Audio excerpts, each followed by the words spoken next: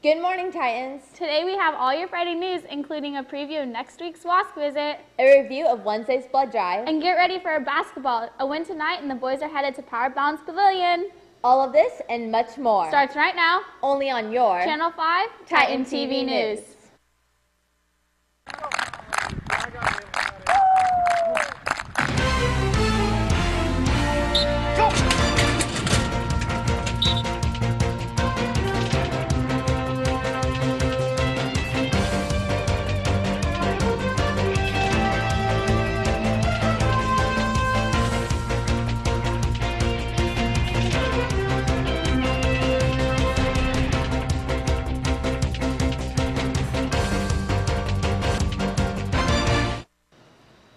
Good morning, Titans. Today is Friday, February 24th. I'm Janae Mims. And I'm Brooke Carrick.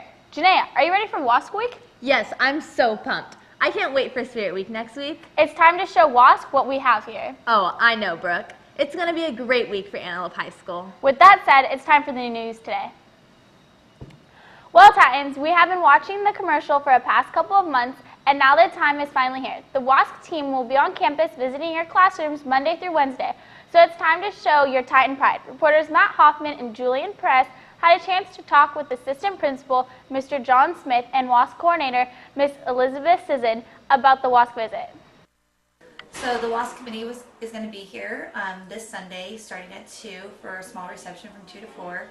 And they're going to be meeting with our focus group leaders, and that's teachers and parents and our administration, along with some student government kids who are going to be here and taking them on a tour of the campus before they start their full visit on Monday through Wednesday. And during those days, the WASC committee is going to be walking around and observing classrooms, talking to teachers and to students as well as some of our district administration. And so their visit will conclude on Wednesday afternoon, and they'll have a brief meeting with the staff telling us about their findings, the good and the bad, and then they'll be off. Hello, Antelope.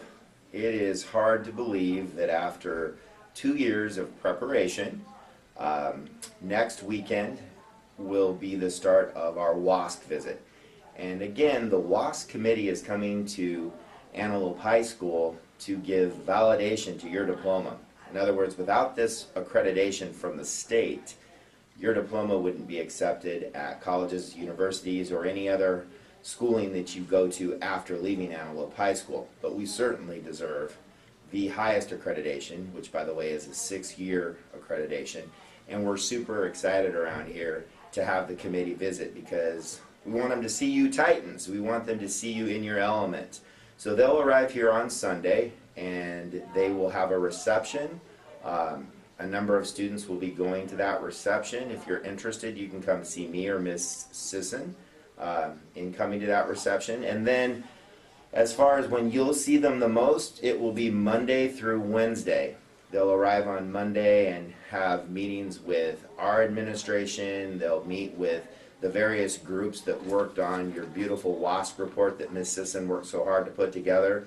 By the way, if you haven't checked it out on the website, our entire report is on the website and it's interactive. It's got buttons to push and things. It's fun.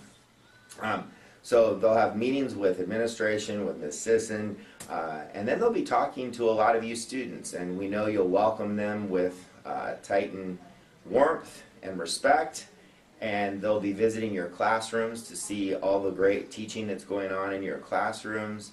And after they've looked at all kinds of evidence, data, and what they actually see when they're in classrooms, they will make their decision about our school. And we just, like I said, we're very confident that they'll see the wonderful things that we know go on here every day. So get ready, WASC is coming. It will be next week. And thank you for all the hard work you guys do every day. There's a basketball game tonight at 7 p.m. here at Antelope High School. They will face St. Mary's High School, and if they win, the boys will move on to Power Balance Pavilion next Wednesday. Are you in the mood for some frozen yogurt? Well, the band is having a fundraiser all day today at Yogurt Time Cafe in the Bel Air Shopping Center. All you have to do is mention the Antelope High School band, and a portion of the profits for that day will be donated to the band. Juniors, it's a good idea to take your SATs and ACTs before your senior year. Reporter Andrew Mitchell had a chance to sit down with Miss Patty Lee and discuss why juniors should do exactly that. Well, we want all of our juniors to test SATs and ACTs at least once in the spring of their junior year. One each would be good because the two tests are different, and it allows them to see which one they'll do better on. Once they get their scores back, if they don't like their scores, they can test again in the spring, or they can test again in the early part of their senior year, fall of their senior year. The very last time that you can test is December of your senior year, but you are going to have to rush your scores in order to get them accepted. So you don't want to wait till the last minute because it is a long test. You want to be ready for it, prepared, and not be stressed. It will have a lasting effect on your college decision. So we highly recommend test, again, once in the spring at minimum. And if you can do both tests, I say do both tests. I recommend both because you might do better on one than the other.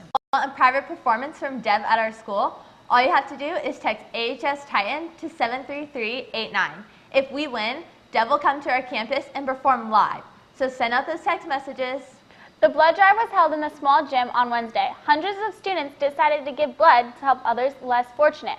Reporters Bradley Hinkson talked to senior Jagdeep Singh, who was in charge of the blood drive. Antelope holds their blood drive twice a year, one every semester, usually through half the semester. And usually we ask students that are 16 and older, weigh 110 pounds or more, to donate blood. It really helps out a good cause. Blood source supplies at local hospitals, or even not even local, but all around California. Hospitals with blood that's needed for patients that have been through trauma or just need a blood transfusion. It's really good. So if you guys want to donate, you should have signed up earlier now. But yeah, there's always next year, so donate early though, but have to be 16 and older, weigh 110 pounds. If you didn't know, the entire month of February is Black History Month. Miss Diane Ellis's class has been studying influential African American women during the month. Reporters Kiani Hunt and Matt Hoffman sat down and talked with Miss Diane Ellis about what her class has been doing. I taught Black History in this class because it also helps them realize that no matter how difficult it is to gain something for a person with disabilities or a person of a different color or a cultural background, someone who doesn't speak English, 50% of my students are English language learners. Out of 8 students, 4 of them are English language learners.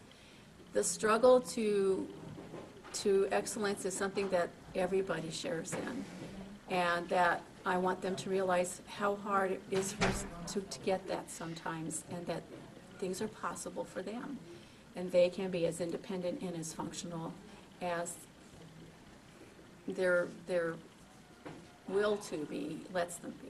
The person I learned about so far in Black History Month would be Rosa Parks, because she wanted to end segregation on the public bus because this white man wanted to let her give up her seat, but she refused not to.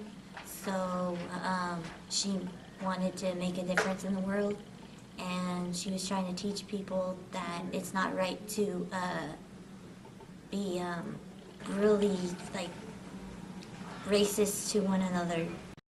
Junior Caitlin Boyce attended the Choral Leadership Academy in Fresno last weekend. She was one of 50 students across high schools and colleges in California chosen to be a part of this prestigious conference, and was the only one representing the Sacramento region. She got to work with some of the most recognized professionals in the field of choral music. Reporters Brooke Carrick and Mariah Pruitt caught up with Caitlin Boyce this week.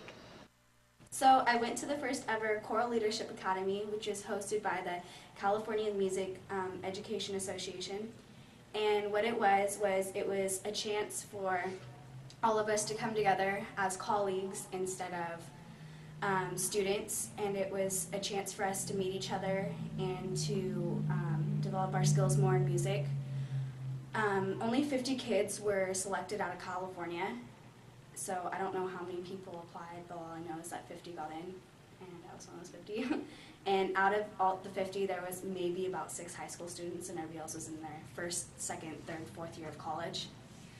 And and we got to work with Ronnie Eckenberger, and I don't know if you know who that is, but if you look on like pretty much every music magazine, he's on the cover like all the time.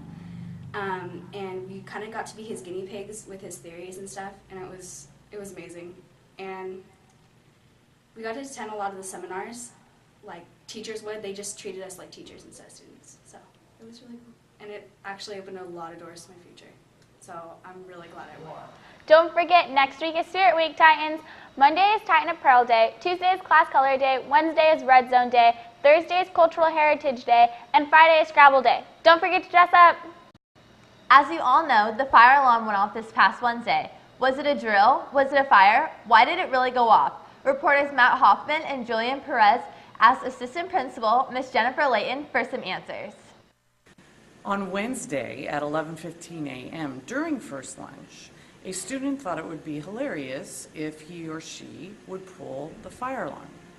Well, what happened was a huge disruption. All of our classes that were in session had to evacuate, and it was unclear exactly where to evacuate to.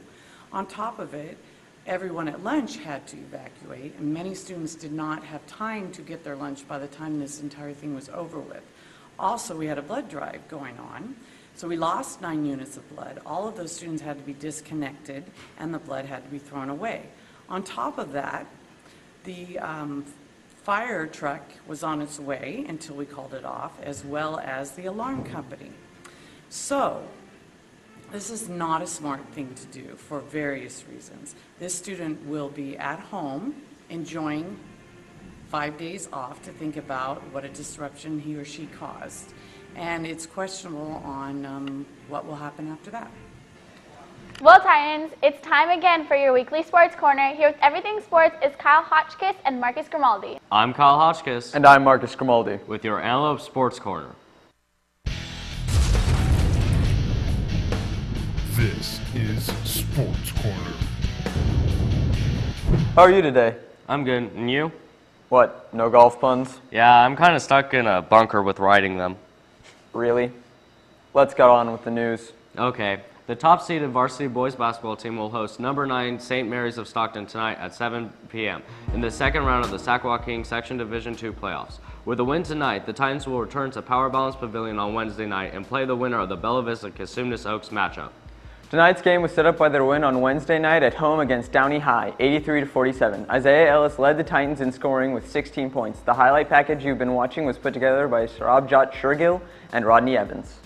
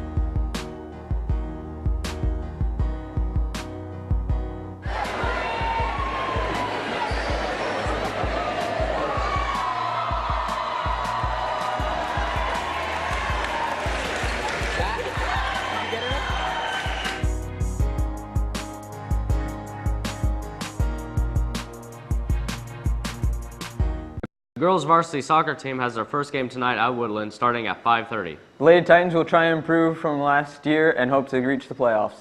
Well, that's the 18th hole for this Sports Corner. We'll see you in the red zone tonight, Titans. This is Sports Corner.